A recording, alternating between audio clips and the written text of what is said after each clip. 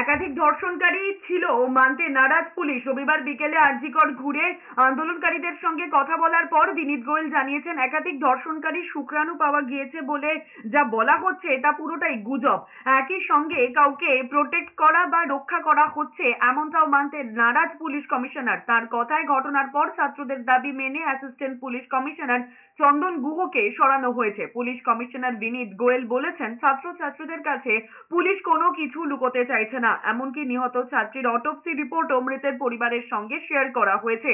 পাশাপাশি police commissioner জানিয়েছেন, নানা রকম গুজব নানা দিকে চলছে। এই অবস্থায় পুলিশ একটা জিনিস পরিষ্কার করে দিতে চায় যে কাউকে কোনো উদ্দেশ্যে রক্ষা করা হচ্ছে না। এমনকি আন্দোলনরত বা রাজ্যের অন্য কোথাও ছাত্রছাত্রীদের কাছে কোনো তথ্য থাকলে তাও শেয়ার করার কথা বলেছেন পুলিশ কমিশনার। জানিয়েছেন, জয়েন্ট সিপি ক্রাইম এবং স্পেশাল ইনভেস্টিগেশন টিম রবিবারই নিহত ডাক্তারি ছাত্রীর সোদপুরের বাড়িতে গিয়ে পরিবারের লোকজনদের সঙ্গে কথা বলেছেন। নিহত ছাত্রীর দেহের আঘাত নিয়ে ফরেনসিকের সঙ্গেও কথা হচ্ছে। পাশাপাশি সিসিটিভি ফুটেজের ব্যাপারে সুপ্রিম কোর্টের যা গাইডলাইন আছে তা মেনেই এগোনো হচ্ছে বলে দাবি করেছেন পুলিশ কমিশনার বিনীত গোয়েল।